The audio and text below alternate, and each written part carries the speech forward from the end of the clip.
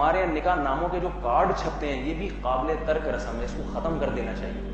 Card صرف ولیمے کے ہونے چاہیے. ولیمے میں ہے لوگوں کو جمع کرو، نکاح میں جمع کرنے کا نہیں ہے بلکہ مجمع میں. حدیث میں آتا ہے اعلنوا النکاح، نکاح کا اعلان کرو.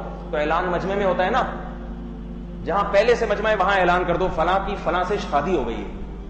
سمجھ رہے ہو بات؟ اپنے قریبی رشتہ داروں کو بلانے میں کوئی حرج نہیں ہے، لیکن جو پوری W11 بس بک ہو کے آ رہی ہیں 3-3 4-4، یہ ہندوؤں کا طریقہ ہے، مسلمانوں کا طریقہ.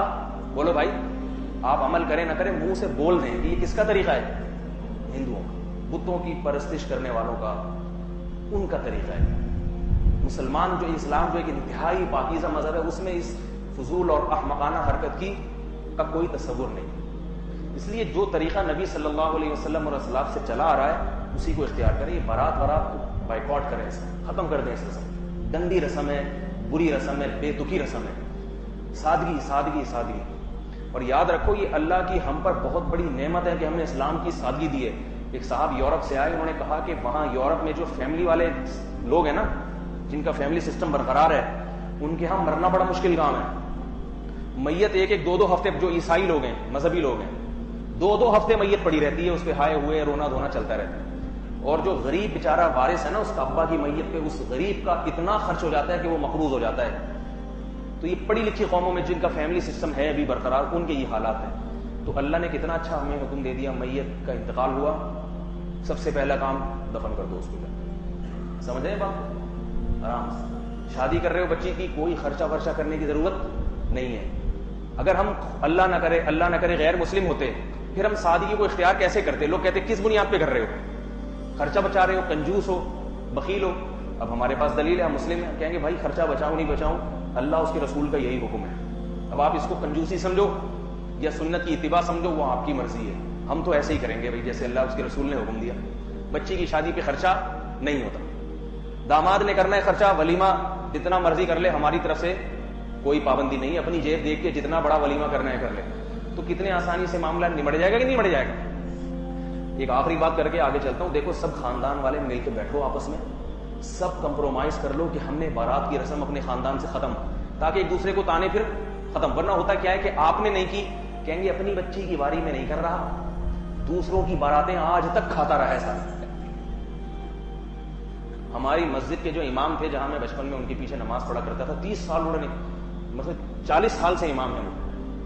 میری پیدائش سے پہلے کے امام ہیں. اب امام کو تو لوگ، ان کے تعلقات بھی بہت ہیں، لوگوں کو عقیدت بھی ہے، تو ہر شخص کی کوشش ہوتی ہے نا اپنے ولیمے میں امام صاحب کو دعوت دے، بارات میں، ولیمے میں. تو وہ امام ظاہر ہے، امام بیچارے زیادہ عام طور پہ اتنے مالدار تو نہیں ہوتے. تو 40 سال میں پتہ نہیں کتنے لوگوں کے بہرحال انہوں نے ولیمے میں شرکت کی ہے، لوگوں نے ان کو دعوت دی. اب جب ان کے بچے کی شادی تھی، بیٹے کی، تو پریشان کہ 40 سال میں جتنے لوگوں کا ولیمہ کھایا ہے، کسی ایک کو بھی اگر نہیں بلایا تو وہ کیا کہے گا؟ کہے گا امام صاحب ہم نے تو بلایا تھا، آپ نے نہیں بلایا. تو بالآخر بیچاروں نے کیا ولیمہ، اور اتنا بڑا ولیمہ شاید ہمارے علاقے کی تاریخ میں اتنا بڑا ولیمہ نہ ہوا. سمجھ رہے بات؟ ایسا لگ رہا تھا رائے کا ایک اجتماع ہو رہا ہے.